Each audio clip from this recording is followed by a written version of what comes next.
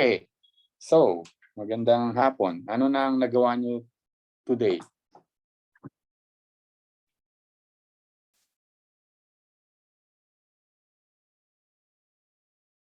Hello?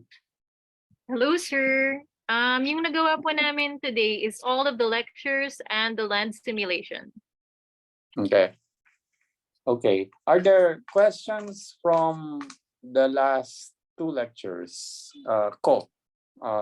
Or kung hindi about the material, anything related? For example, the technical bulletins, kung nakita nyo na, or yung ibang material na pinag-usapan natin. Meron ba akong kailangang i-focus on for this afternoon? Yung isa na lang yung wala akong copy pala. But we have So are there any questions? If not, please state that there are none. none as of the moment, Sir Al. Okay. Okay. Sige. So what I'm going to do this afternoon is go into more detail about the things na sinimulan natin kailan ba? Kahapon? Parang kahapon lang. Okay, kagabi. Monday. Okay. And this is where we begin to overlap things na we already covered sa CBRAC 1 for those who were part of CBRAC 1. Pero we will try and go into more examples and more details. So from the last lecture, I hope you got the sense na it's not just a matter of kung ano yung methods na ginagamit. It's not just a matter of if you're going to use yung malaking 75 by 25 meter station, or whether you're doing C5 or C30, or yung mga older methods like line intercept transect. And one of the things na gusto kong i-emphasize is itong nasa unang slide, which emphasizes Not your slide po. Oo nga. Oh, disconnect na naman ako. Okay.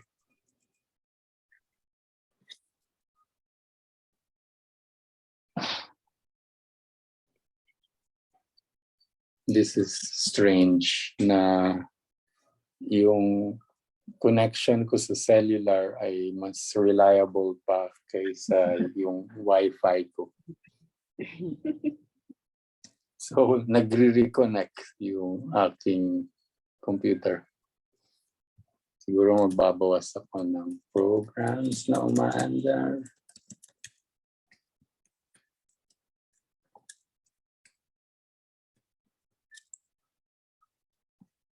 Hindi raw ako connected.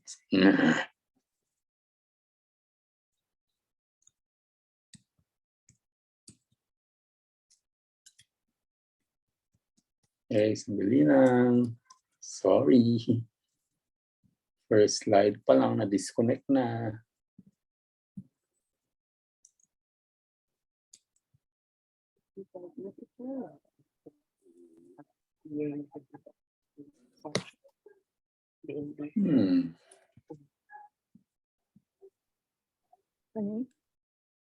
Conservation letters.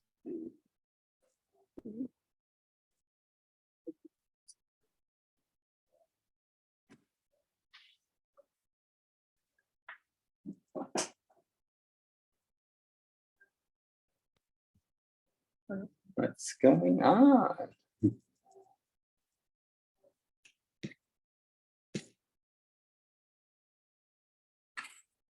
What's your name?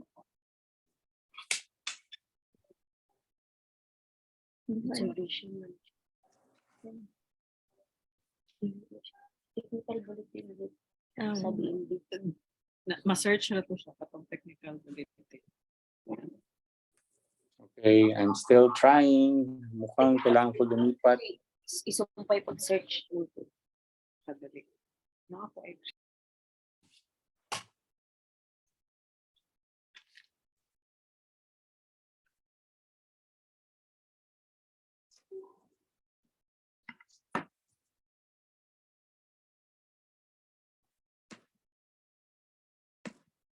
Ang aking laptop.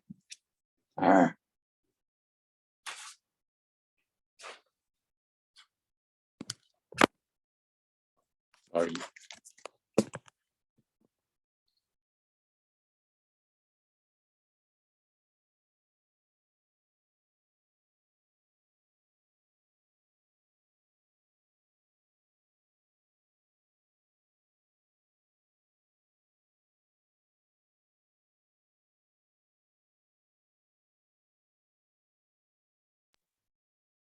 Sir Al, Yes, I'm still here. I'm trying to restart my computer, pero ayaw niya mag-respond. So I'm trying to shift to a desktop. Pero that means moving the file.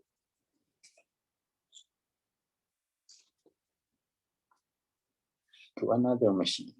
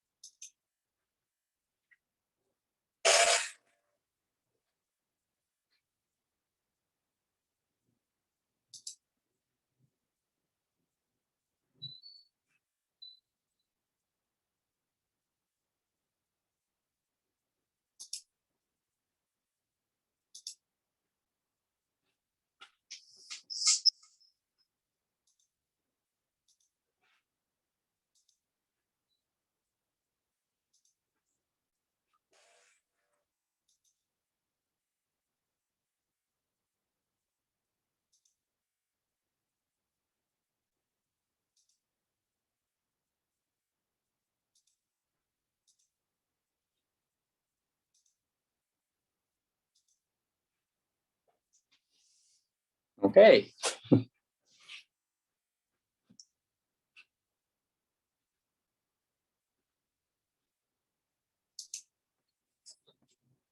Okay. Sa ibang computer na ako. Sige. So as I was saying, I think is it's very important na alam niyo kung saan gagawin yung survey at kailan. And those decisions are as important as the choice of the methods to use.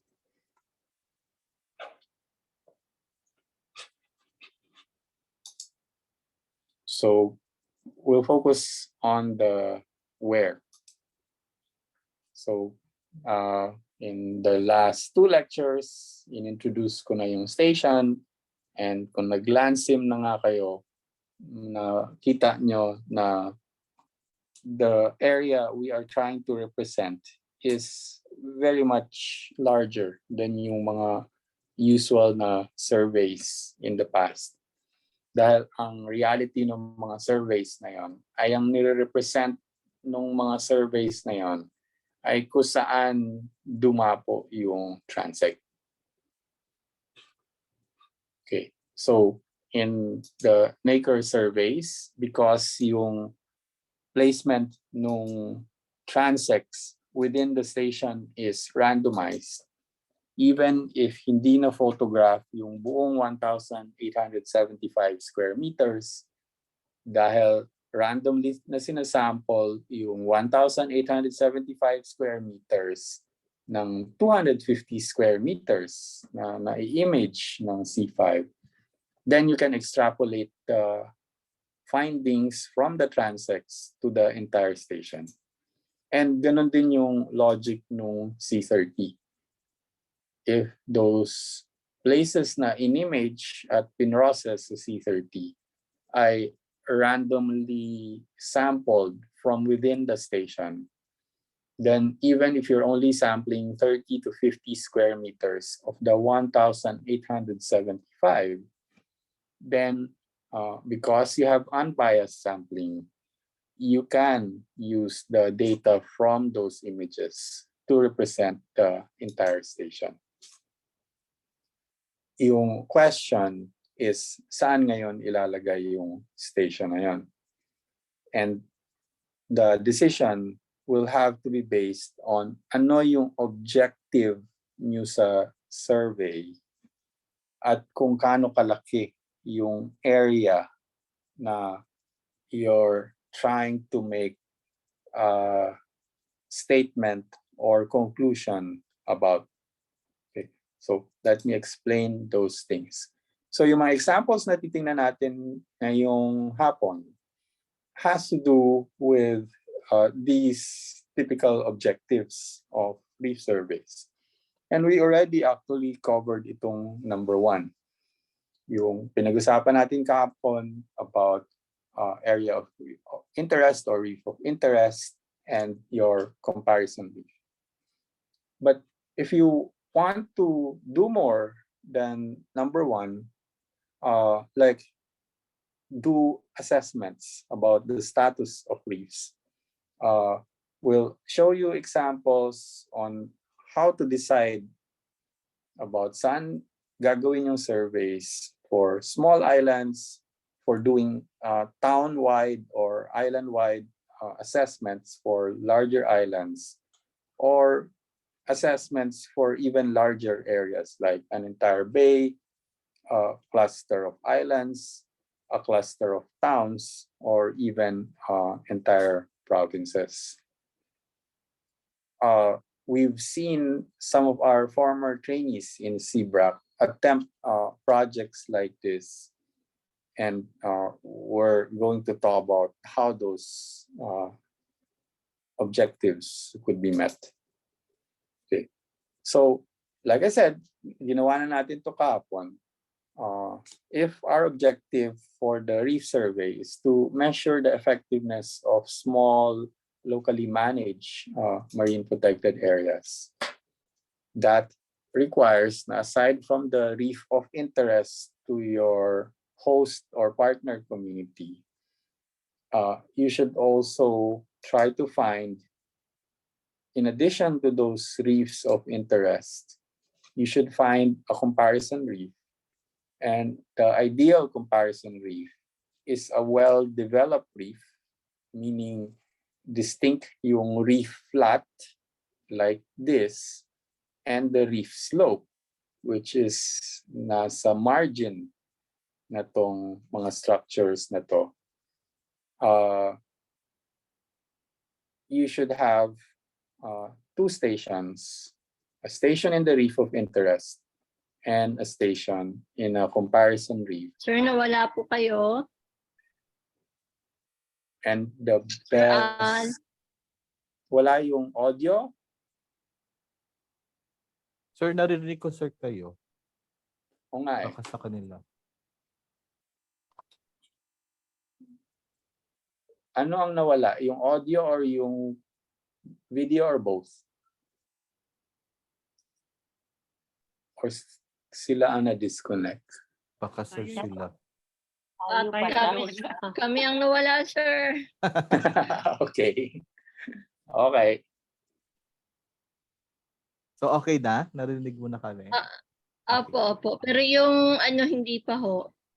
Yung Connect. slide? Connecting pa. Connecting pang isang laptop. Yung kay Ryan. Okay. Okay. So, at least hindi lang ako. Which is Tawa maybe siya. bad news. Nakabalos ka, sir. So, yung audio kasi nanggagaling sa akin sa isang tablet na nakabit sa pocket wifi. Yung video ay nanggagaling sa isang desktop. Pareho pala tayo. Ganito din. Nabili yung isang Yeah. Mukhang na-disconnect yung aking desktop. Hindi siya na-disconnect. Natanggal lang yung sharing screen. Bato. Okay, can I continue? Yes, sir. po. Okay, sige. So pag nangyari uli, yun nga, sabihin nyo lang na na-disconnect or tumigil. So like I was saying, kung ang objective ay to determine the effectiveness of small MPAs for a reef of interest where the MPA is, you need to have a comparison reefs. And a comparison reef must be well developed. Merong reef flat at reef slope. At yung part ng comparison reef na lalagyan nyo ng station ay yung reef slope ng comparison reef na nakaharap sa habagat or sa amihan. So southwest or sa northeast.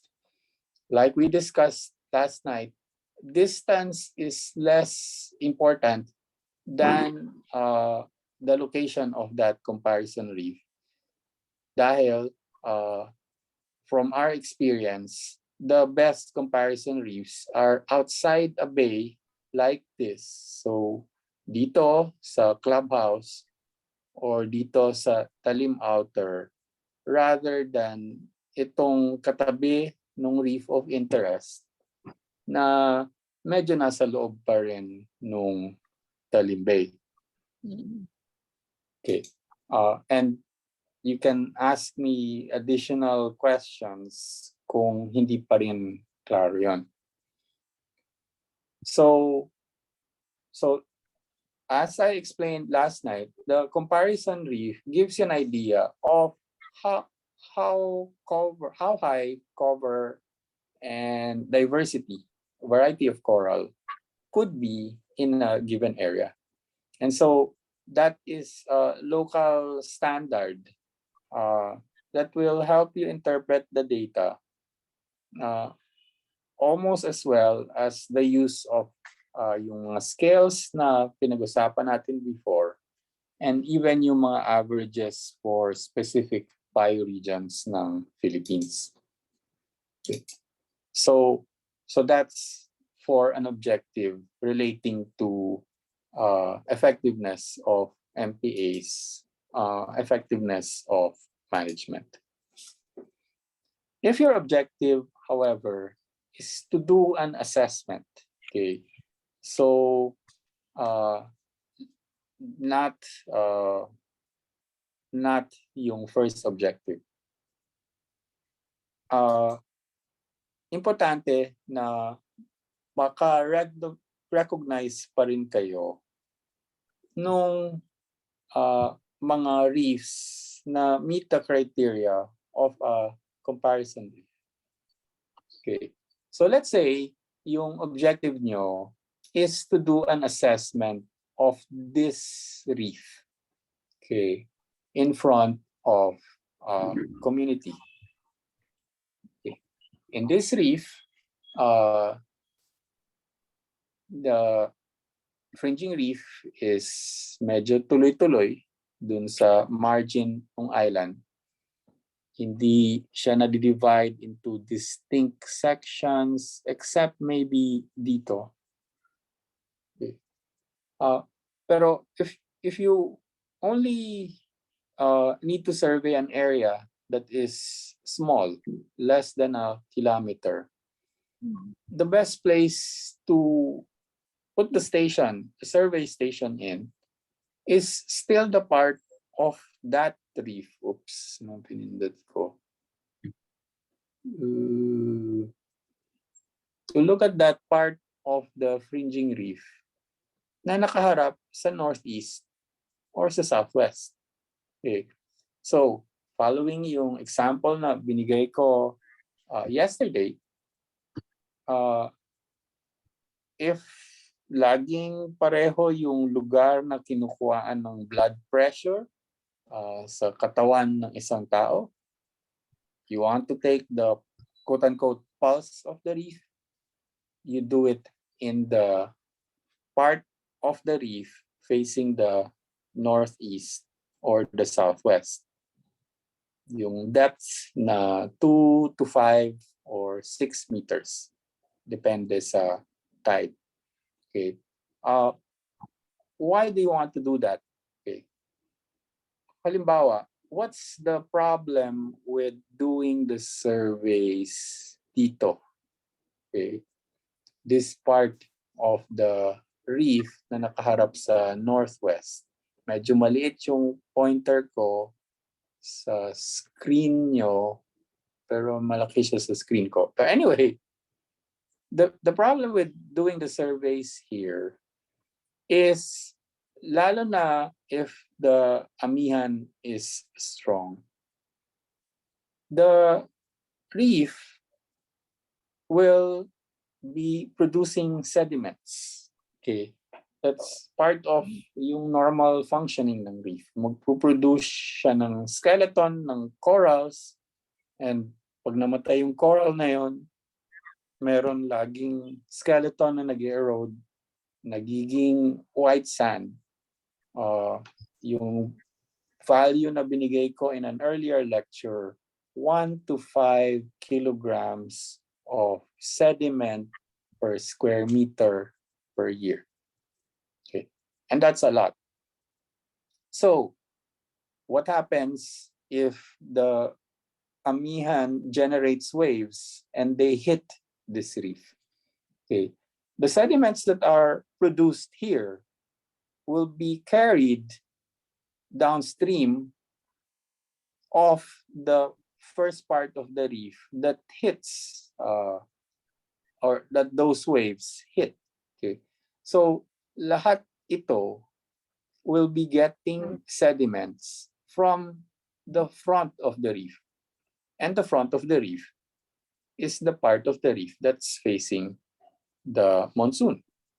Okay, so in effect, nandoon kayo downstream of the front of the reef.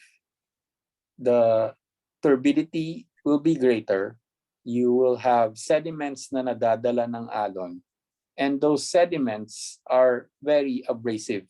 Okay, sinasandblast nila yung mga corals, and so the quality of the reef in terms of cover and diversity will always be lower in these parts than here. Okay. And that's why you want to do the survey in that green area. Okay, I'll show you more examples. Ayaw mag-respond ng keyboard ko. Sari-saring problema. Okay, here's another one. Image from northern Masbate. Okay. Notice yung nakalagay sa slide, saan mo gagawin yung survey if this is your area na you need to do a survey of. You don't want to put your stations here.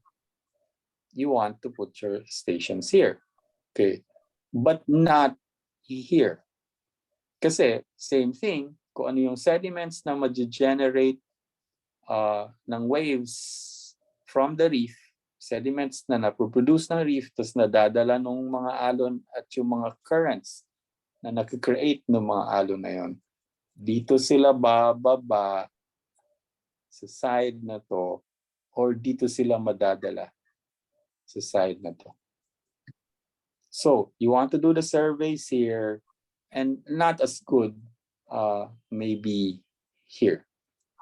But this is not as good as this one because you might still get the resuspension and tatawid yung sediments nyo from this reef to this other reef here. If you have questions or comments, reactions, kahit nasa gitna ako ng isang slide, feel free to unmute and say something. Here's another one. Small island near Dapitan, Resort Island. And notice yung formation ng reef. Okay. Notice that the reef flat is wider here. So this is a well-developed reef. Tito, it's not as well-developed. Okay, except maybe for this portion. Okay. If you are asked to give an assessment on how well this fringing reef on this island is doing, you want to do the surveys here. Well-developed reef with a reef flat facing the monsoon. Okay, this is also facing the monsoon, but the reef is not as well developed as compared to this side. You can expect the cover and diversity to be better here and to be a better representative of what could be achieved in terms of reef development sa island na to. Another example, Tanhugan. Either you do the surveys here, the part of the reef that's facing the northeast monsoon, or the part of the reef that's facing the southwest monsoon. And if you look carefully, you can see that this has a reef flat, this has a reef flat, but this one parang sandy slope yung likely na nagde-develop. Okay. And I remember seeing data from here, and there's more sand and seaweed. But yun nga, this is where you should be doing the surveys, or if you're going to monitor the reef in Danhugan, these are the best places to monitor. But I know for a fact that they're also monitoring this and this. Okay. Another one. Okay. Well, developed reefs around the island of Kawili. Notice the reef flat is very wide. Okay.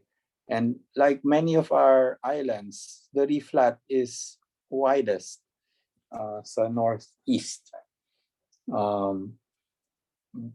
Maybe because the northeast monsoon is stronger than the southwest. But same thing, where do you do the surveys if you want to say something about the status of reefs around this island, a small island, dito nyo gawin yung surveys. Lian, Talimbay, yung locations nung comparison sites natin, those are the best places to represent the reefs of Lian. So notice, medyo nag-increase na yung size ng reef of interest here. And if the resources for doing the surveys are limited, and you can only put in so many survey stations, like let's say you can only do 2 stations, dito niya na ilagay sa mga areas in green. Otherwise, I'll describe a more elaborate process later. Yung process na to, by the way, is yun yung nasa technical bulletin ng DNR. Here's another one, another town sa kabilang end ng Batangas. All the reefs dito sa bayan ng Lubo ay nakaharap sa habagat. And the best places to do surveys to assess the reefs of this town are, again, the areas in green. And notice na yung mga pinili na areas in green ay yung mga nasa dulo ng mga maliliit na promontory. Okay. So nasa mga points. Okay, hindi dun sa mga maliliit na coves or embayments. Okay. Of course, medyo mag-alangan kayo dito kasi may ilog. Pero from what we've seen there, that reef sa may ilog is actually in good shape. Okay, another town in that side of Batangas, same thing. You do the surveys in the parts that face the monsoons. Dito, it will be mostly sand or turbid water and corals that are very patchy. So, nakikita nyo na yung pattern, paulit-ulit. Okay. Where you want to do the surveys, if your objective is to assess status of reefs in a given area, it's the same places where you should put your comparison reef. Okay. Ganito for Galera, although this one is inside the bay na. So technically, wala naman talaga silang nakaharap sa habagat. But nonetheless, if you notice the reef here, it's still best developed dun sa part na nakaharap dun sa monsoon. If you're doing surveys in islands like this, the town of Linapakan, Northern Palawan, very complicated geomorphology dito. The procedure, especially since the island is much larger, ito yung poblasyon. The procedure is mas elaborate. You have to identify yung parts ng reef na nakapaligid sa island na nakaharap either sa northeast, like these, or sa southwest, like these. And ideally, ini-stratify mo na. Okay. So the areas in red face the northeast. The areas in green face the southwest. And yung reef areas na hindi nakaharap sa northeast or southwest, for this illustration, hindi pa naka-identify. And dito, you have to do something like a ratio and proportion. Because you're now surveying a larger area, then you need to survey more stations. And the number of stations na you survey for each of these subregions, yung nakaharap sa northeast in red or yung nakaharap sa southwest in green, kailangan gagawin nyo in proportion to their relative sizes, lengths, or areas. In other words, kung halimbawa yung mga reefs na kailangan yung i-survey in a large area, if 40% of those reefs face the northeast, then 40% of your stations should be in places na nakaharap sa northeast.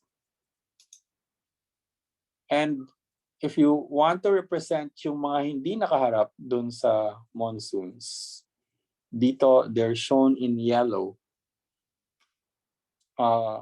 If most of your reefs are in yellow, then most of your stations will also be in yellow. Okay. So notice this change in approach.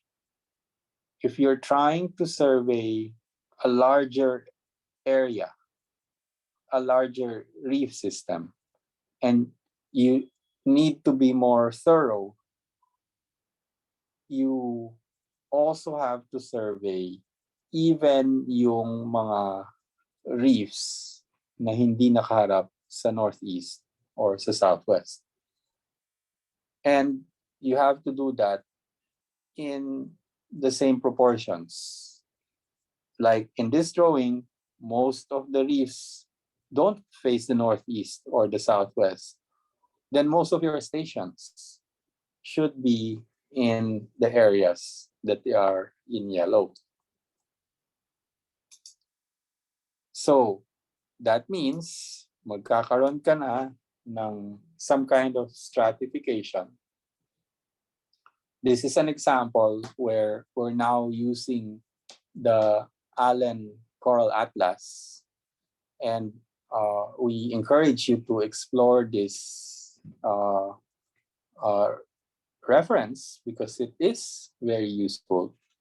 You can have the atlas highlight yung reef slope. You can have the atlas highlight kung ano yung areas na may coral at algae. Okay, so the two are not distinguished yet in the atlas. And that's what we're showing here. The town of Dumaran, which is on an island it's sharing with another town, a fairly large island. Naka-highlight yung areas with coral. If you have to do an assessment of waters this broad, that means you have to follow this procedure where you identify the areas that do not face the northeast or the southwest. Identify the areas that face the southwest, shown here in green. Identify the areas that face the northeast, shown in green. And depending on your budget and the number of personnel available to do these surveys, if, for example,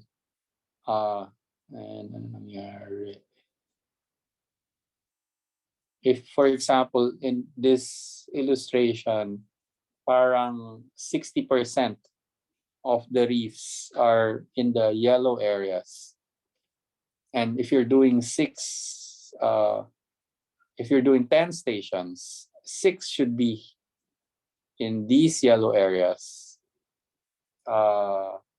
Maybe ano natiri, 4, maybe 3 dito sa red, and isa dito sa green. Okay, so the number of stations in the 3 strata is allocated in proportion to the area or size of the strata. And these are the 3 strata. One that faces the northeast, another that faces the southwest, faces the monsoons, and the ones that don't face either monsoon. In this illustration, ignore na lang namin yung hindi fringing reef or reefs na masyadong maliit. Okay. If you're doing a bay, something like San Miguel Bay here, which is very large, the approach is slightly different. Yung pag-divide nyo sa kanila, ideally is yung mga reefs sa mouth ng bay, yung mga reefs sa gitna ng bay, or yung mga reefs sa loob ng bay. But in this situation, there's hardly any reefs inside the bay or even in the middle of the bay. Okay. But if there are, then ganito yung allocation. Kung 60% of the reefs are in the bay mouth, then 60% of your stations should be in the bay mouth. If 30% of the reefs are in the middle of the bay, then 30% of your stations should be in the middle of the bay. Pero the reality is, if you look at the coral atlas, most of the reefs are actually outside the bay. In which case, yung approach mo goes back to identifying those that face the monsoons. Those that don't, and you do those surveys. Again, in the number of stations in proportion to the sizes of those areas. Okay, so why do we have to do that? Because we measure coral cover, but because coral cover is not evenly distributed dun sa reef, because coral cover is not the same in different parts of the country, you have to follow some framework for deciding where to do the surveys. And because of the reasons na ulit-ulit na in-emphasize ko dun sa nakaraang lectures, you have to know where to put those stations in and how many should be surveyed. Okay. Because kung hindi yan consider, I'll give you one more example. This is an image from monitoring site sa Tubataha, sa North Atoll. Notice na because that area is actually not facing the monsoons, there is a tendency for the corals to occur in patches. And if you don't think about where the transects will be deployed, you may get the highest possible coral cover and the lowest possible coral cover from the same reef. Okay. Which means your data will be potentially misleading, lalo na kung pagbalik mo ng survey doon, hindi mo nilagay yung transects in the same places. Okay. So, we emphasize doon sa naunang lectures kung saan nyo may expect na mataas yung cover at yung mataas yung diversity, yung variety ng corals. Okay. But in addition to that, in the final decision kung saan yung boundaries ng station, pag nag-deploy na kayo ng station, before you put in the entire setup, yung mga lines dito, dito, at dito, siguraduhin nyo na yung reef na sinesurvey nyo ay medyo homogeneous. Hindi kailangan mataas, pero kailangan hindi siya katulad nung naunang picture na yung reef ay very patchy yung distribution. So, kailangan i-consider na yung distribution ng coral sa isang reef ay hindi homogeneous. May tendency siyang mas mataas at mas contiguous, hindi patchy in the places in the parts of the reef that face the monsoons. And you can see it here. And this is not even in the Philippines. This is in the Maldives. But they also have monsoons there. And notice, yung sinasabi ko about yung nakaharap sa amihan, yung nakaharap sa bagat, at yung hindi nakaharap dun sa amihan or habagat. Okay, I think this is a good time to stop and hear your thoughts.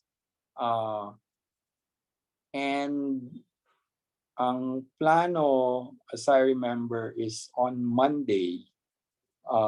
You're supposed to talk about your areas.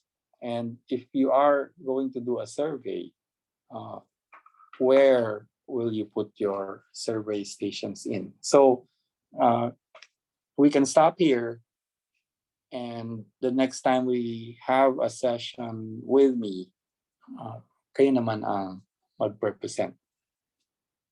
So, tigil muna ako and I can respond to questions or comments. Questions? Okay, question. Right, kayo na susunod mag-present.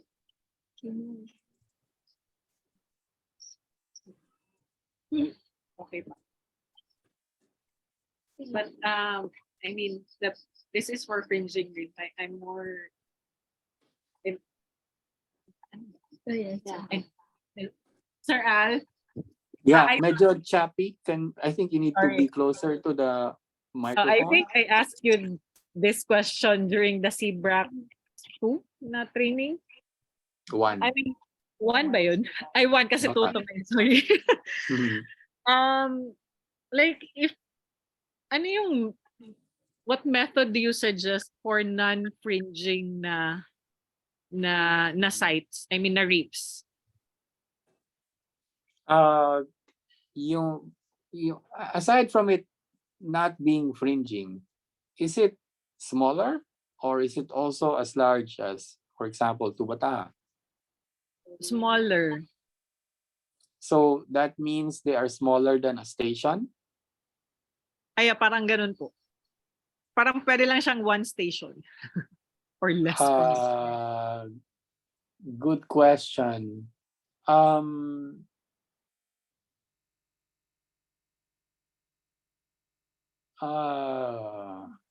Less than 75 meters. Yun nga Yeah. eh. Parang, yeah, kasi sir, the reason why I'm asking that question is, our station, I think it's less than 75 meters. Like the, and then, like for me, when I entered the NSC, I really want to establish like a monitoring station for the site. Kasi parang at least we have like a regular monitoring ba, pero hindi ko alam kung paano yung approach as to how it should Okay. be monitored. Yeah. Yung ano bang magandang example ko na pinakamalapit sa situation mo? Where the US warship grounded sa Tubataha. Tubataha. Yeah, the actual footprint of the boat is also smaller than the station. In other words, magkakasya doon sa survey station yung US warship because it's just a mine layer or hindi siya malaking boat. In fact, it's a wooden boat. And that's why when they retrieved it from Tubataha, sinliced nila yung USS Guardian into 3 or 4 pieces. Tapos pinatong nila sa barge. Okay? Because it's made of wood. Yung monitoring namin doon ay plots. 4 by 4 meter plots. But especially now we have C30, ang mas magandang way is i-randomize mo lang doon sa loob ng reef na yon kung saan ka kukuha ng picture. Mm. So if it's really smaller than a station, you can probably deploy a shorter version of our float lines Yeah, pwede. and still follow the same randomization Randomer. procedure. Okay. Kasi yung ginagawa namin when we are processing the images from the plots dun sa mga ship grounding sites sa Tubataha, so Mhm. the plots are just 4x4 meters. Okay, Mhm. so they're small. Yeah. And when we take pictures of that 4x4 plot, we take like almost 100 pictures. Dahil ang intention is gagawa ng mosaic. Pero for our reports sa TMO, ang ginagawa namin, simpler. All the pictures that were taken of those 4x4, we randomly choose 30 of them at ini-score namin sa CPCE na parang C30. Mhm. And we show in one paper, si Lori Raimundo ang senior author na sa +1. That's very sensitive to measuring changes within the plot. 30 randomly chosen 1x1 pictures from a small area of the reef. Sige, So sir. that's what I would do.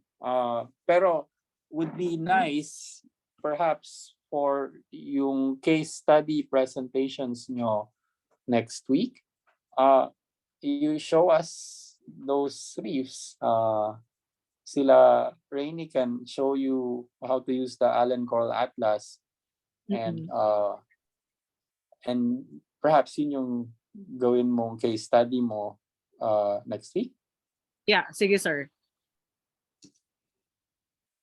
Sige po. Yes. Para Thank we you. we can help you find those stations. Yeah. Sige po. I also enjoy that because I learned about reefs na I never got to see, but you might also learn from your own reefs, especially if I've been there. And for some parts of the country, I've been to a lot of reefs. Sige, sir. I'll ask po si Rainy. And yeah, yan yung gagawin kong case study. Sige, Yes. sir. Sige po. Thank you.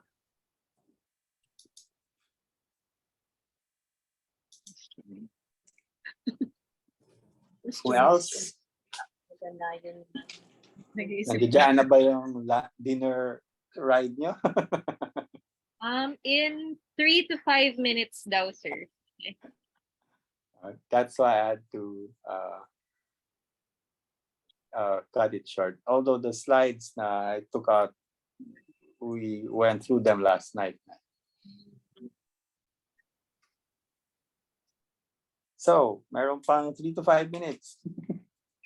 Lubusin niya yung tuition ng Picard.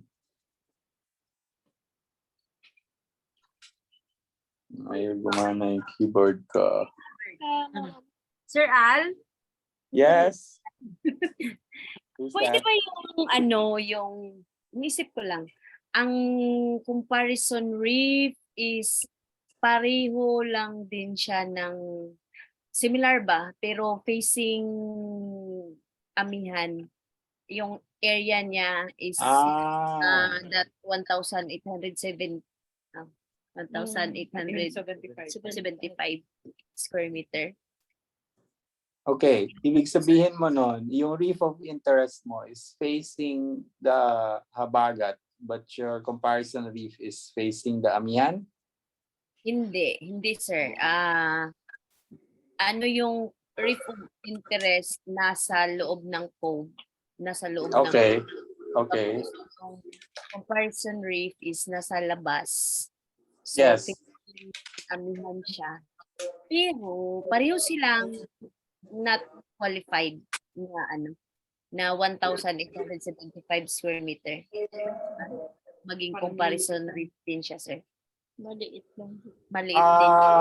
Okay lang yon, except na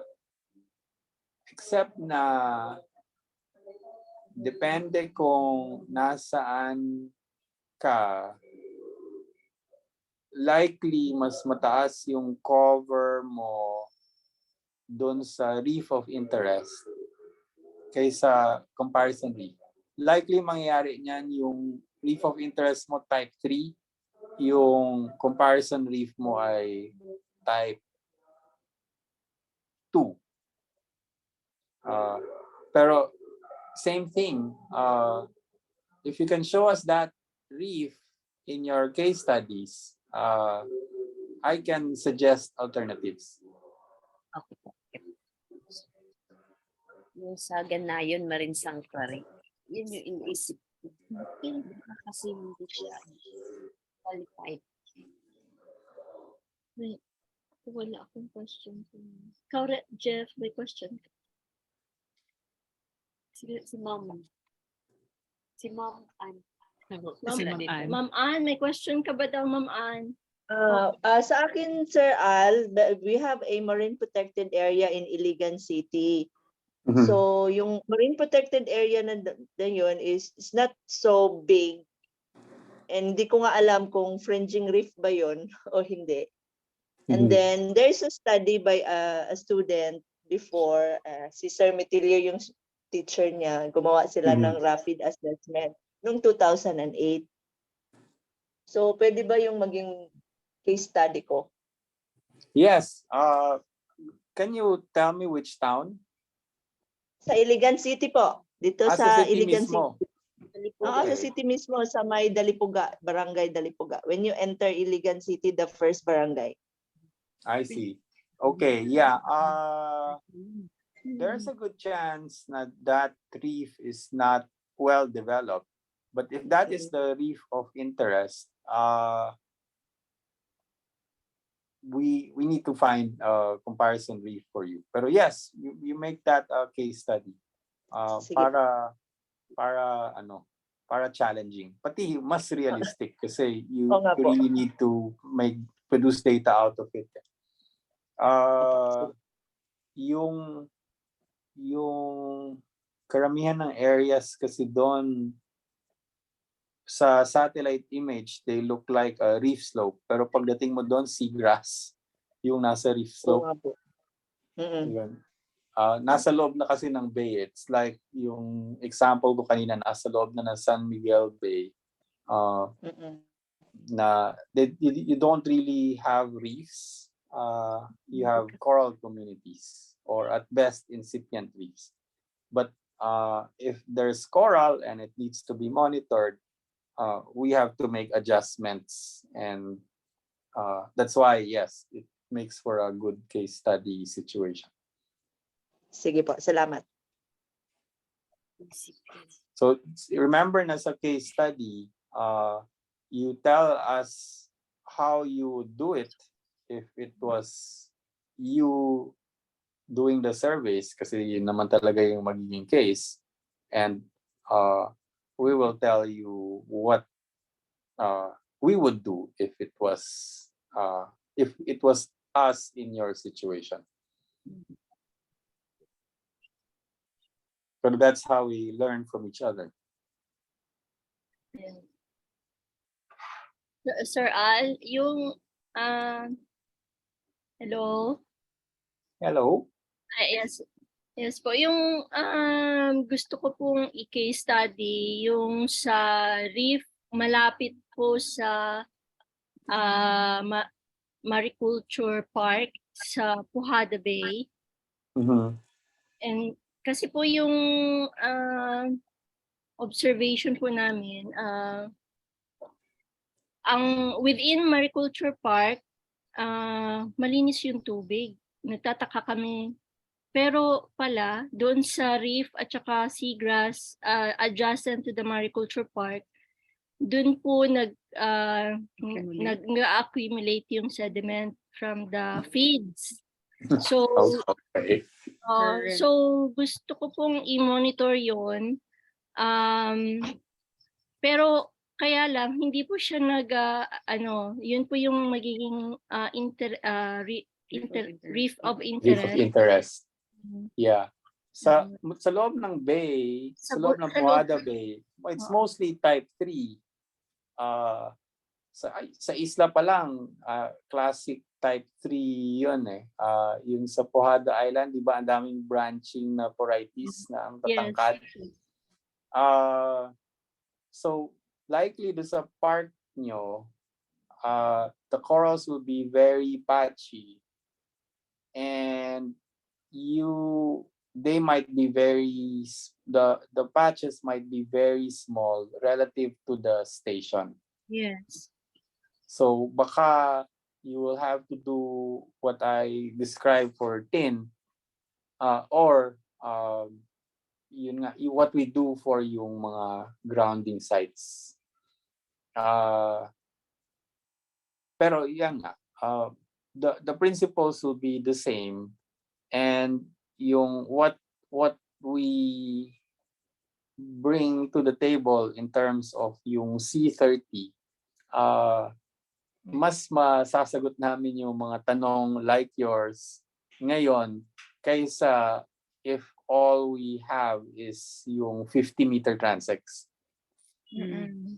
So magagawa natin talaga ng paraan yun. But basically, it's adjusting the station dimensions so that you're randomly sampling a specific portion of the coral community that best represents that coral community. Magiging ganun yung objectives natin. But yun nga, the principles will still be the same. Okay, thank you, Sir Al. So I look forward to those case studies.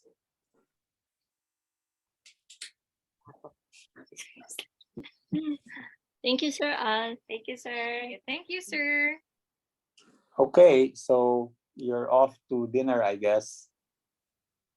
Yes. Yes, our ride is here. Our ride Okay, is- okay. Sige. Enjoy your meal. Kayo din Thank you, po. sir. So Thank Monday you. morning, Ingat right? po. What time do we start? 8 a.m. January 31. I don't remember what day of the week that 30. is. That's January 30 yata. 30 pala, sorry. 8 Yeah. a.m. January 30. Yeah. We need to finish by 11. Okay po. Sige. Bye-bye. Bye, sir. Bye, sir.